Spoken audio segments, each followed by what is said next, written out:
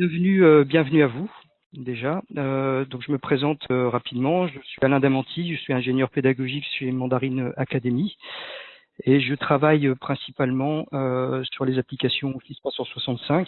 Et c'est dans ce cadre-là qu'on voulait vous proposer ce webinaire sur la solution StaffHub, cette nouvelle solution que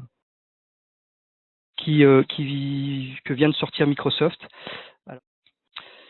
Donc, j'ai fait des présentations. Je vous remercie en tout cas de l'intérêt que vous portez au webinaire. Vous êtes assez nombreux à vous y inscrire, donc c'est vraiment sympa d'avoir autant de monde.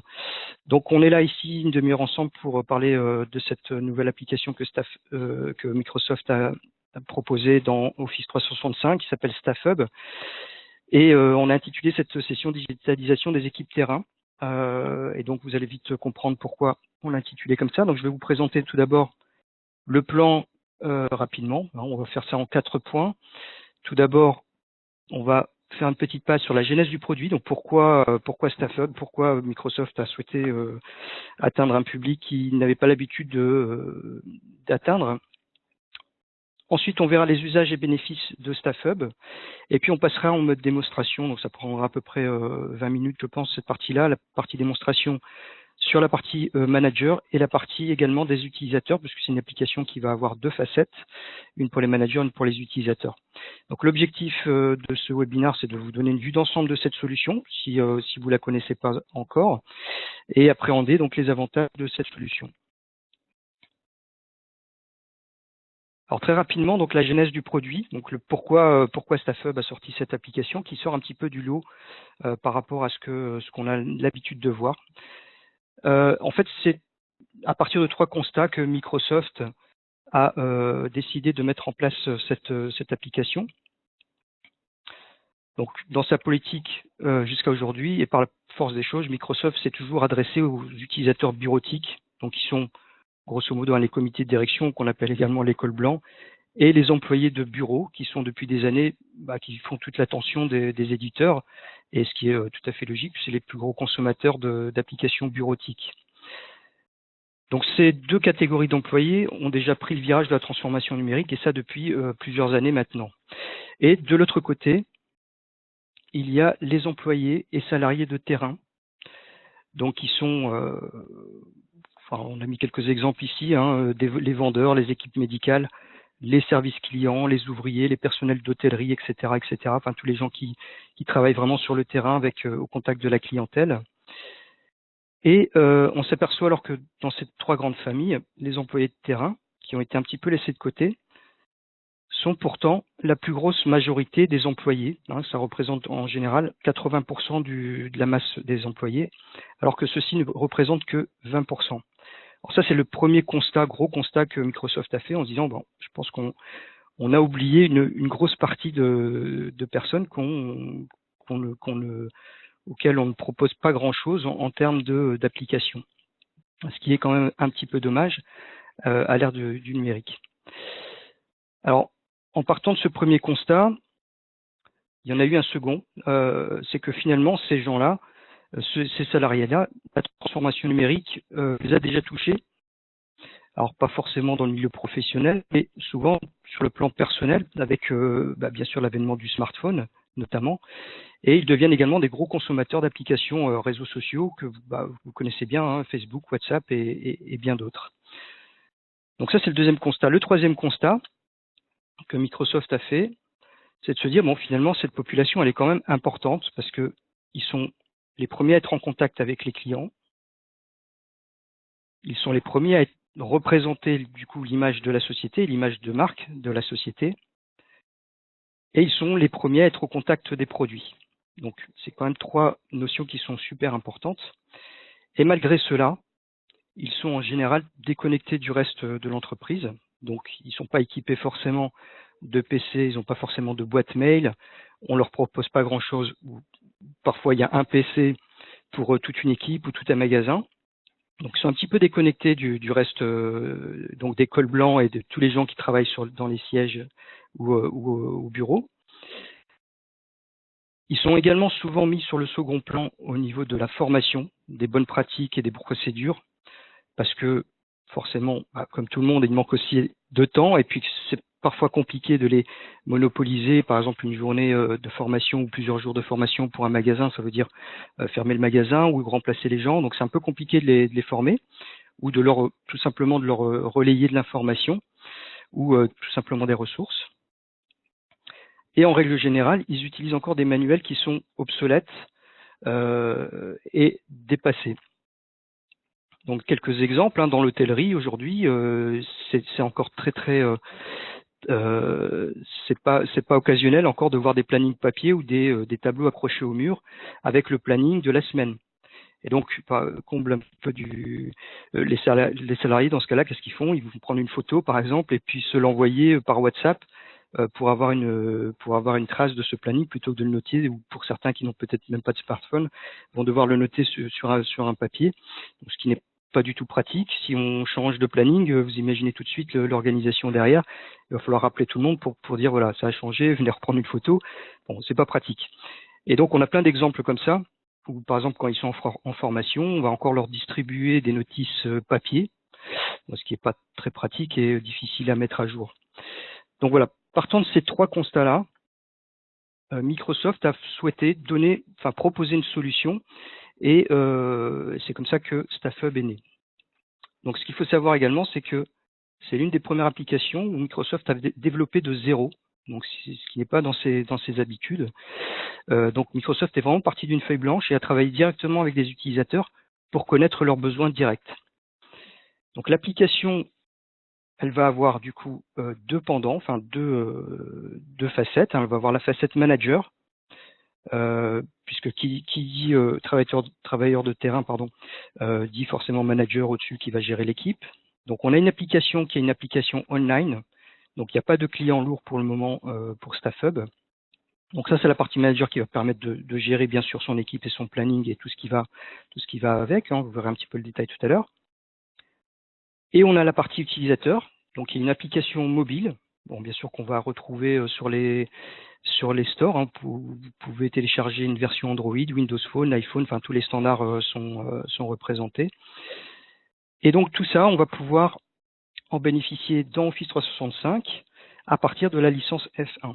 Et ensuite pour toutes les licences, donc E1, E3, E5, éducation, etc.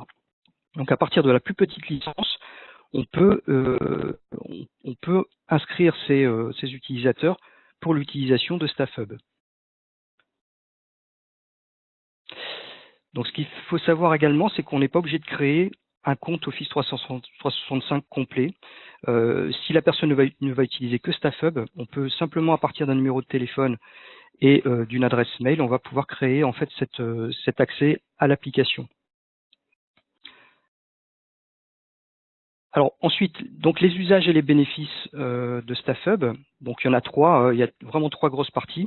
La première, c'est l'organisation des horaires et du travail en général, puisque pour la partie manager, donc le manager va pouvoir créer, mettre à jour, publier l'agenda par équipe et pour chaque personne, avec des notes et des tâches qui peuvent être soit des tâches globales, soit des tâches pour une personne. Pour les utilisateurs, donc la possibilité, ça va être de visualiser bien sûr le planning, mais pas seulement, puisqu'un utilisateur va pouvoir également demander via l'application des congés, dans certains cas, on va voir les différents cas, et échanger ou proposer des plages horaires que le manager lui aurait proposées. Et il va pouvoir également organiser ses tâches, puisque les tâches, c'est un module qui est ouvert. Chacun peut créer ses propres tâches pour s'organiser dans la journée. Donc ça, c'est le premier usage. Ensuite, le second, c'est la communication, puisque le manager ainsi que les utilisateurs, d'ailleurs, vont pouvoir s'envoyer des messages instantanés. Donc là, l'avantage, c'est et puis l'intérêt, c'est de ne plus utiliser une application de type WhatsApp ou autre chose pour communiquer avec les collègues qui seraient dans le même service. Et le deuxième avantage, c'est également de partager des annonces de l'entreprise. Donc là, on va avoir un canal de communication qui est du coup pas habituel pour ces gens-là. On va pouvoir leur envoyer également des informations sur les orientations de l'entreprise, les directives, etc. Donc pour les utilisateurs, donc ce chat ou c'est seulement un chat, on peut aussi faire des discussions persistantes. Eh bien, ça permettra d'échanger directement avec le manager et d'échanger aussi avec le reste de l'équipe. On n'est plus obligé de passer par une application tierce pour faire ça. On va avoir tout le monde justement qui va avoir l'application et qui va pouvoir, on va pouvoir communiquer entre équipes. La troisième chose, c'est la mise à disposition de contenu. Donc ça rejoint un petit peu l'idée tout à l'heure que je vous disais de l'obsolescence un petit peu des supports papier. Enfin, là, l'idée, c'est de pouvoir diffuser du contenu sous forme de documents à travers l'application, de diffuser des liens, des vidéos. Donc, il pourrait être dans le cadre d'une formation, par exemple. On peut mettre à disposition dans l'application des supports et les gens vont pouvoir les regarder à leur guise ou alors quand ils auront un peu de temps, par exemple. Donc, dans cette partie-là, l'utilisateur, ce sera simplement accéder, consulter le contenu en relation avec leur activité. Ils ne pourront pas eux-mêmes mettre du contenu, ça c'est le manager qui va pouvoir le faire, mais ils vont pouvoir le consulter et en avoir la disposition en tout cas. Donc tout ça c'est des fonctionnalités que je vous présente, mais ce qui est important de retenir également, c'est ça permettra quand même de rester en lien avec l'entreprise à ce personnel-là qui est en général, comme je vous le disais en introduction, un petit peu délaissé et un petit peu en dehors de ce qui va se passer dans l'entreprise et du siège. Donc c'est important parce que ça leur permet de rester informés, ça permettra aussi de renforcer le sentiment d'appartenance quelque part et renforcer l'engagement et la flexibilité aussi de l'organisation du travail. Alors, je vais vous donner maintenant deux petits exemples, puisque pour la mise en place de cette application, deux grands groupes français ont travaillé en collaboration avec Microsoft, donc LVMH et le groupe Accor.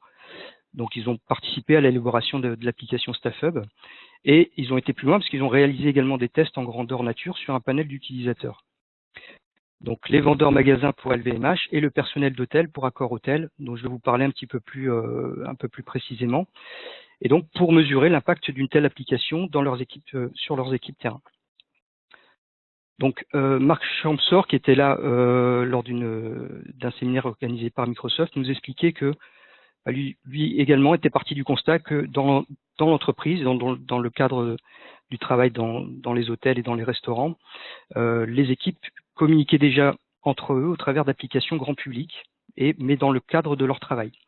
Donc il y avait du coup un manque.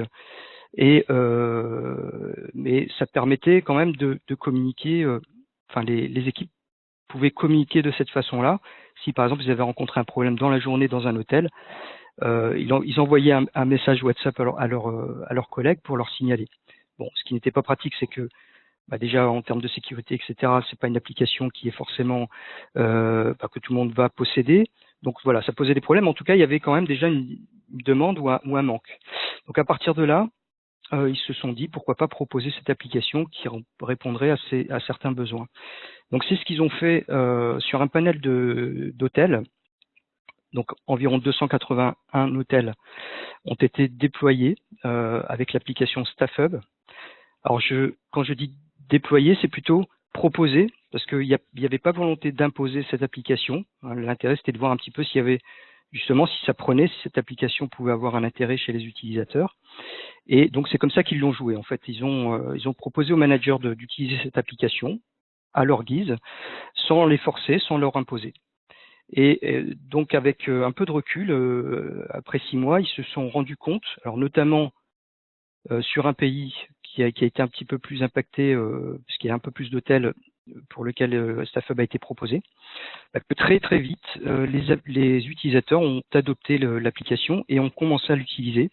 Donc vous voyez ici on a une courbe d'utilisation. Donc chaque mois, de plus en plus de managers créaient leurs équipes. Ici on voit qu'il y avait 266 équipes de créer, 800 plannings. Et donc les utilisateurs commençaient à l'utiliser petit à petit sans forcément qu'il y ait eu de formation ou d'information. Donc ça a pris vraiment, a priori ça a pris vraiment très vite et très très bien. Donc le groupe Accor a décidé de l'étendre suite à cette expérience. Et a priori, c'est une expérience qui a été très très concluante pour eux. Donc je vais maintenant passer en mode démonstration. Je vais vous montrer rapidement la partie manager déjà. Alors je vais vous le montrer concrètement. On va aller directement sur l'application.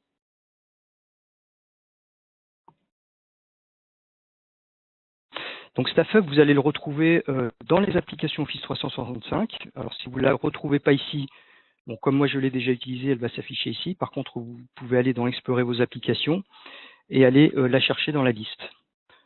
Donc moi je vais peut-être cliquer directement ici. Donc ça c'est la première fois que vous allez cliquer sur StaffHub. là, on va considérer que je suis manager. Donc, StaffHub va s'ouvrir. Comme j'ai pas encore d'équipe, la première chose qu'on va me proposer, c'est de créer une équipe en moins de 2 minutes. C'est la réalité. On va très très vite pouvoir créer une équipe. Donc là, je vais mettre par exemple le restaurant de Paris. Donc, bien sûr, la première chose, c'est de mettre un nom. Le fuseau horaire. On peut également mettre déjà un numéro de téléphone, mais on n'est pas obligé pour pouvoir télécharger en fait simplement l'application. Voilà, là mon équipe est déjà créée, sauf que pour l'instant j'ai pas de membres dans l'équipe. Donc la deuxième étape, ça va être d'ajouter des membres dans le groupe. Donc il suffira d'avoir un nom, un numéro de téléphone, une adresse mail, et on va pouvoir inviter des gens. Alors je ne vais pas le faire maintenant, c'est juste pour vous montrer la facilité avec laquelle on va pouvoir créer une équipe. Donc la première étape, c'est ça, c'est de pouvoir créer une équipe pour que le manager puisse ensuite créer. D'accord. Donc pour que le manager puisse ensuite créer ses plannings. Donc je vais vous montrer du coup maintenant une équipe avec un peu de contenu. Donc là, on va s'imaginer que je suis responsable d'un restaurant.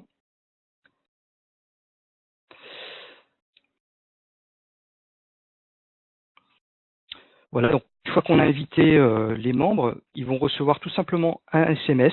Ce SMS va les inviter à télécharger l'application qui est très très light et très rapidement on va pouvoir travailler puisqu'il n'y a pas, voilà, une fois qu'on s'est identifié, on a plus grand chose à faire, on va pouvoir directement travailler dans StaffHub. Donc là, la partie manager, donc qui se présente de cette façon-là. On va avoir ici les membres de l'équipe avec des groupes. Là, par exemple, pour le restaurant, j'ai créé 2 groupes, cuisine, salle. On peut en créer autant que l'on souhaite. Et ensuite, on va avoir ici le planning que je vais pouvoir, en tant que manager, moi, proposer à mes équipes. Donc c'est très simple à prendre en main. Enfin, l'application a vraiment été faite de façon intuitive. Il y a vraiment, on peut faire du clic droit sur les différents shifts. Alors le terme shift, c'est ce qui a été adopté par Microsoft pour dire une plage horaire de travail, tout simplement. Donc ces plages horaires de travail, je vais pouvoir les créer par simple clic, double clic. On va pouvoir ajouter des activités, par exemple la pause déjeuner, et dire donc cette personne va prendre sa pause déjeuner de 12 à 13, etc.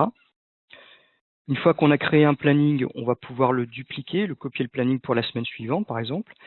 Et dans chaque tranche de planning, on va pouvoir mettre des notes que seule cette personne ici va pouvoir voir, ou alors des notes qui seront pour l'équipe dans sa globalité. Ensuite, ce planning, je vais pouvoir le partager avec l'équipe. Donc, une fois que je l'ai finalisé, je le partage avec l'équipe. On a plusieurs types d'affichage. Affichage jour, pour aller un peu plus dans le détail, un affichage semaine et un affichage mois.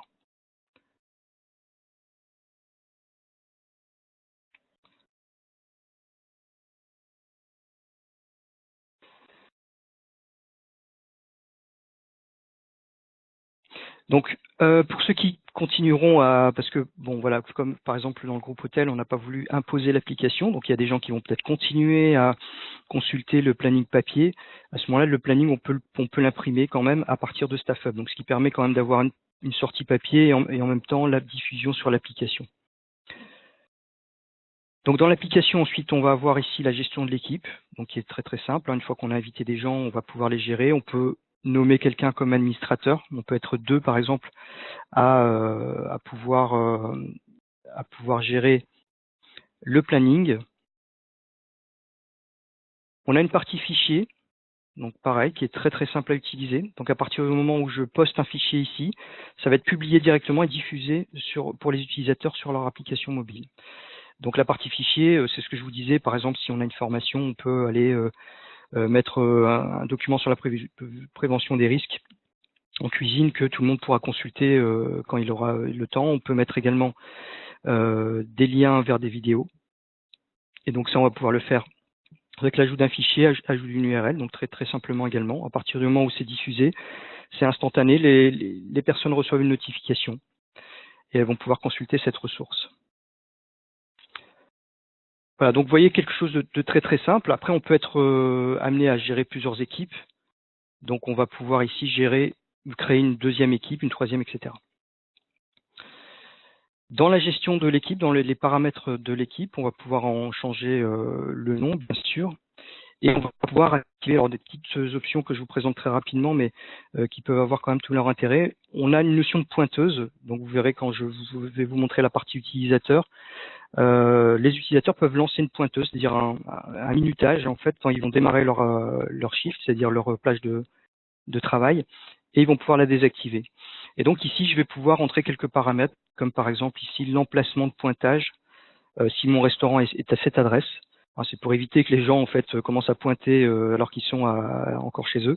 Donc là, on a un petit contrôle à ce niveau-là, même s'il n'y a pas de suivi de GPS, mais simplement un point de contrôle lorsque la personne va lancer la pointeuse. Alors derrière la pointeuse, il n'y a pas forcément un lien après avec un système de gestion des salaires. C'est vraiment, pour l'instant, c'est que de l'informatif, mais ça permet quand même à l'utilisateur au final d'avoir par exemple le nombre d'heures travaillées sur la semaine. Alors je reviens rapidement au planning, je pense que j'ai fait un peu le tour, vous voyez c'est vraiment très simple. Je vous disais, possibilité de copier un shift ensuite, de le modifier, de supprimer, etc. Donc on va passer à la partie utilisateur qui est peut-être un petit peu plus intéressante.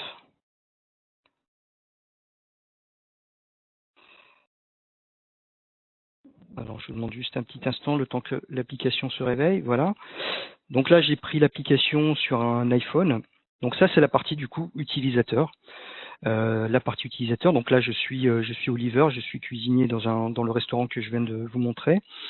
Donc la première chose que l'application va me proposer, c'est les prochains éléments à venir. Alors soit c'est ma prochaine tranche horaire que je vais travailler, soit ici par exemple une tâche qui m'a été affectée pour aujourd'hui et dont l'échéance est proche.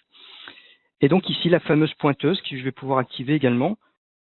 En général on le fait tout au début de son service. Alors là je suis pas encore en service, mon service est à 15h30 je pense. Mais bon voilà, ça fonctionne tout simplement. Je vais pouvoir lancer l'espèce de chronomètre qui va me permettre de calculer le temps que je suis en train de passer au travail. Donc là je vais l'arrêter.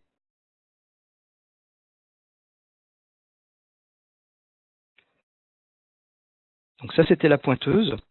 Ensuite un petit peu plus bas je vais avoir donc ma prochaine plage de travail qui est aujourd'hui de 15 à 23. Donc je suis dans l'équipe cuisine, ce que vous voyez ici. Et j'ai une petite note du manager qui m'avait rappelé de préparer une salle pour le lendemain. Ensuite, un petit peu plus bas, on va avoir le module de tâches que tout le monde peut gérer. Ce qu'il faut savoir, c'est que l'application était basée sur vraiment le collaboratif pour que tout le monde se sente impliqué. Tout le monde peut créer une tâche pour tout le monde. Alors tout simplement parce que je peux être moi tout seul au restaurant ce jour-là. Je ne sais pas qui travaille le lendemain, par exemple. Je vais créer une tâche pour tout le monde. Comme ça, tout le monde peut la voir. Et la première personne qui va vouloir la traiter va pouvoir se l'assigner elle-même. Donc c'est assez souple. Donc là, on voit que j'ai deux tâches pour moi. J'ai une tâche pour tout le monde.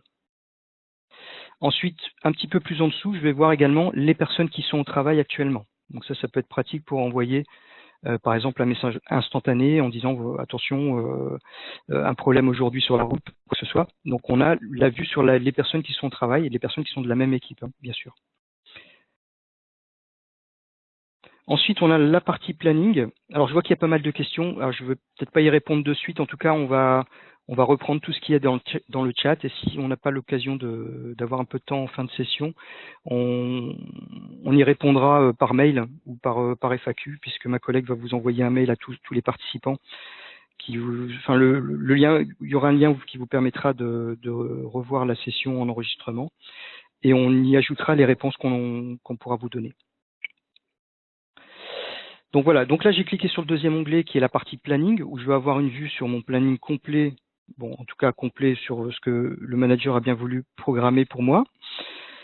On a également bien sûr la possibilité d'avoir le détail d'un shift, d'une plage avec toujours donc les notes du jour, les personnes qui vont travailler en même temps que moi lors de cette tranche horaire. Et donc ici tout en haut, je ne sais pas si on le voit très bien, on va avoir une petite flèche qui vont me permettre d'avoir deux options qui sont assez intéressantes. Alors ça, on peut les désactiver ou les activer dans la partie administration. Mais l'utilisateur va pouvoir faire une demande d'échange de sa plage horaire, de son shift, ou alors il va pouvoir proposer son shift. Alors la différence, c'est que l'échange, c'est là, par exemple, je veux échanger le jeudi 28, bon là il est un peu tard, mais je vais échanger cette plage-là contre une autre, parce que je suis jaloux de mon collègue, il travaille pas vendredi, j'aurais préféré avoir sa place. Enfin bref, c'est voilà, plutôt dans ce sens-là, je veux échanger avec quelqu'un. Donc on va envoyer une demande à cette personne pour lui demander si elle veut bien échanger son shift. Alors après, ça passera par une validation du manager, bien sûr, et proposer son shift. Donc ça permet de dire ce jour-là, je peux pas ou je veux pas travailler, ou je propose à quelqu'un de prendre cette plage de travail, mais je ne l'échange pas. Voilà un petit peu la différence entre les deux.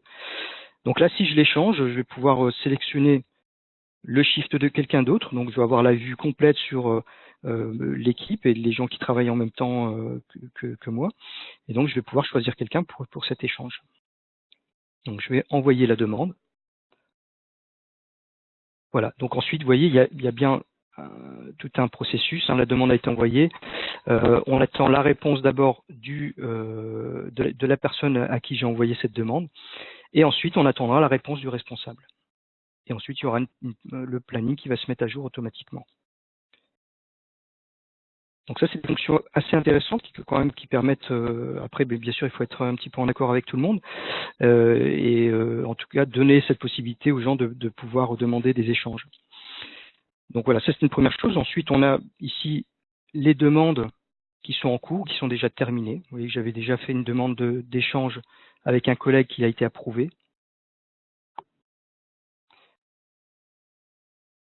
Donc voilà pour la partie planning. Ensuite, on peut également, alors il y a un petit plus qui est tout en haut ici, on va pouvoir également dans l'application demander un congé ou l'échange ou proposer un chiffre. Donc ça, je vous l'ai déjà montré. On peut passer également par là pour le faire. Donc la demande de congé, c'est très simple. C'est dire par exemple, je veux des vacances de telle date à telle date.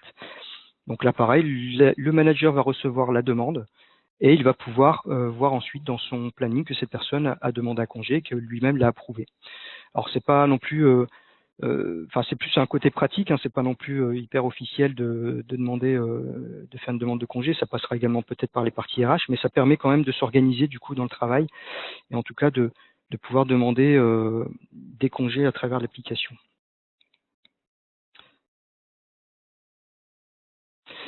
Alors ensuite, le troisième onglet, c'est la partie messagerie. Donc là, c'est très classique, messagerie instantanée, avec possibilité d'avoir de créer un message. Alors ce qui est intéressant ici, c'est que l'application va directement vous proposer les personnes qui sont au travail aujourd'hui et les autres qui ne sont pas au travail aujourd'hui. Donc ça permet d'être réactif et en tout cas de ne pas chercher qui est au boulot aujourd'hui. Si je suis manager et que je ne suis pas forcément dans mon restaurant ce jour-là, et que j'ai quelque chose à communiquer et quelque chose d'important, je vais pouvoir le faire via une messagerie instantanée qui va directement me proposer les gens qui sont actuellement au boulot. Donc vous voyez ici, j'ai par exemple deux personnes, j'ai Amaury qui est en cuisine et Lisa qui est en salle, et donc je peux tout de suite choisir de communiquer seulement auprès d'eux. Sinon, après, on peut bien sûr communiquer en tête-à-tête avec un autre utilisateur, qu'il soit au travail ou pas. En tout cas, c'est un canal de communication qui est assez intéressant.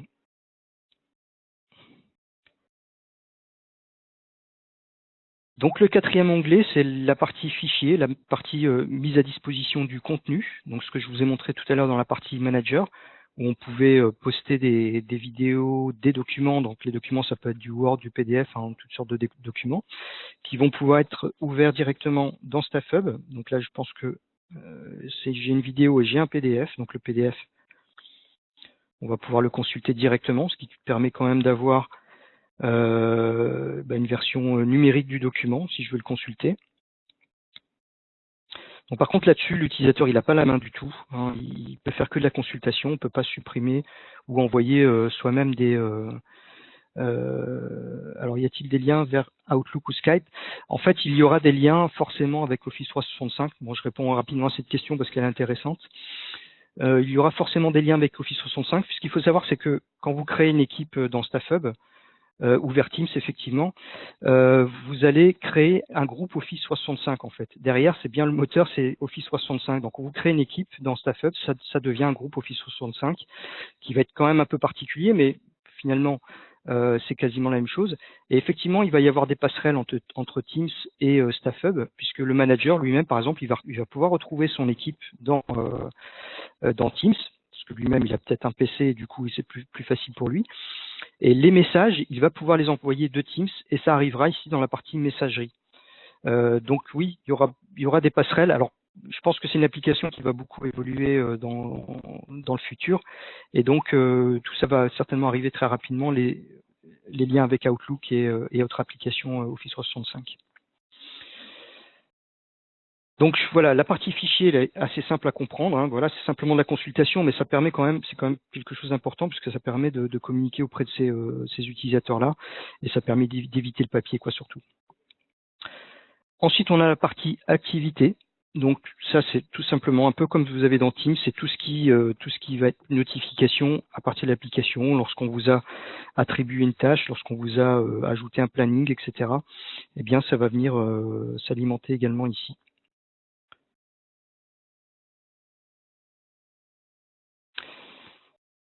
Donc voilà pour la partie utilisateur. Donc c'est une vue un petit peu rapide, mais en tout cas j'essaie de faire la plus complète possible.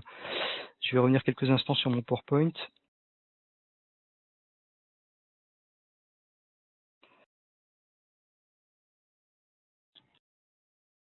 Non, je vous demande juste...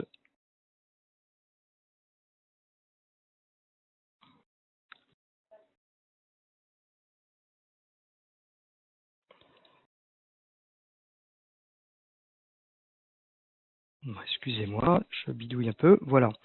Donc ce que je voulais, donc on va conclure là-dessus. Les 30 minutes sont déjà un petit peu écoulées.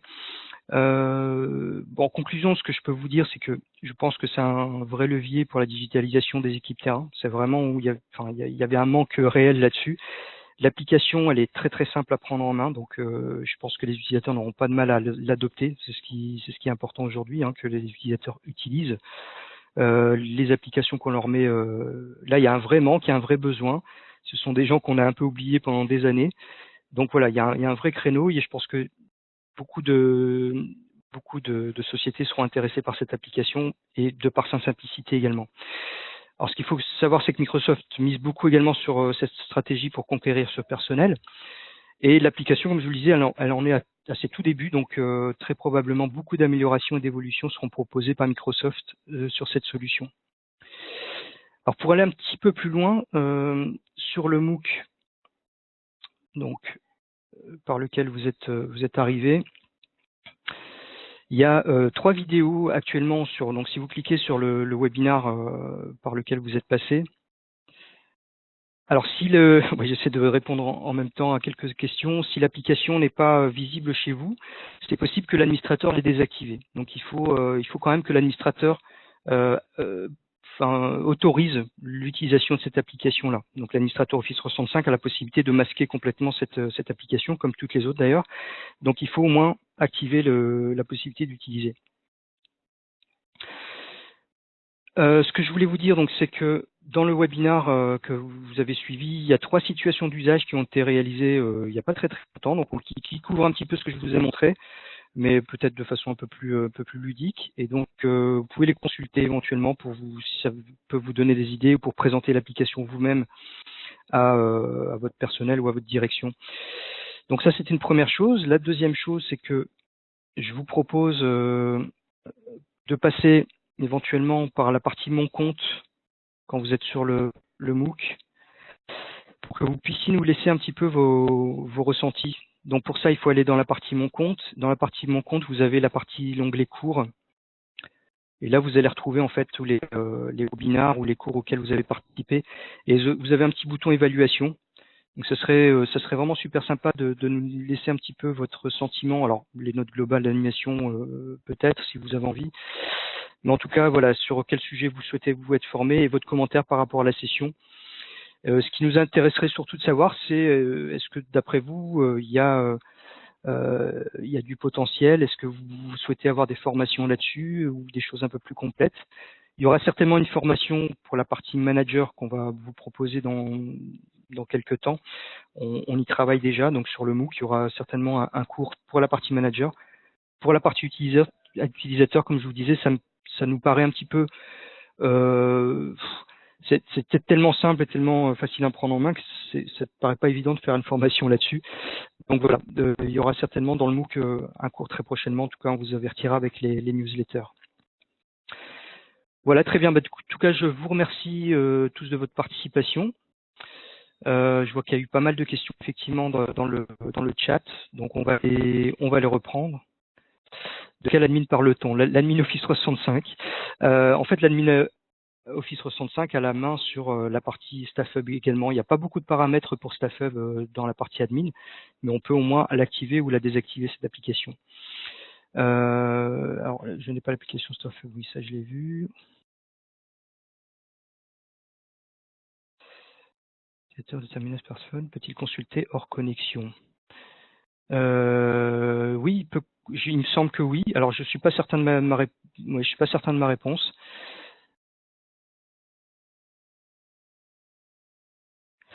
Peut-on utiliser StaffHub juste pour un outil de communication entre équipes? Chat, partage de fichiers, ben oui, à partir du moment où vous ne publiez pas de tâches ni de planning, eh bien cette partie restera vide et puis on peut tout à fait utiliser la partie chat quand même. Alors ce qui serait intéressant dans ce cas-là, c'est quand même peut-être de découper les équipes. Enfin, si vous avez des équipes qui peuvent être regroupées en groupes, ça peut être intéressant quand même pour dire d'avoir dans la partie chat les différents groupes qui vont s'afficher. Est-il limité par rapport à Teams? Alors limité dans quoi? Là, je comprends pas bien la question. Est-il possible de télécharger les fichiers? Non, en fait, les fichiers restent, à moins qu'après vous pouvez éventuellement ouvrir dans Word en version mobile et pouvoir, pourquoi pas, l'enregistrer dans un OneDrive ou quoi que ce soit. Oui, pourquoi pas. Oui. Alors une synchro des shifts avec Outlook, moi je connais pas la fonctionnalité, je pense qu'elle n'existe pas. Par contre, comme c'est intégré à Office 365, c'est possible qu'avec un flow, on puisse faire ça. Mais voilà, il faudra certainement le programmer, je suis pas sûr qu'il existe, mais éventuellement regarder dans la partie flow si toutefois il n'y aurait pas un modèle qui permet déjà de faire ça. Alors, peut-on importer des plannings ou des chiffres d'autres logiciels de planification? Existe-t-il des API à appeler pour mettre à jour automatiquement le planning?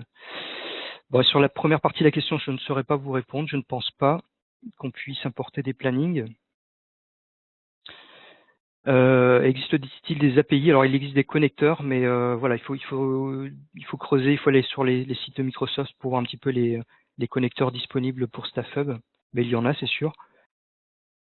Alors, peut-on utiliser? Oui, donc celle-ci, j'y ai répondu.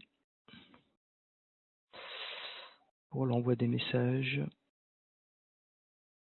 Oui, donc pour l'envoi des messages, ce que je vous expliquais, il y aura des liens, oui, certainement, plutôt avec Teams que Outlook ou Skype.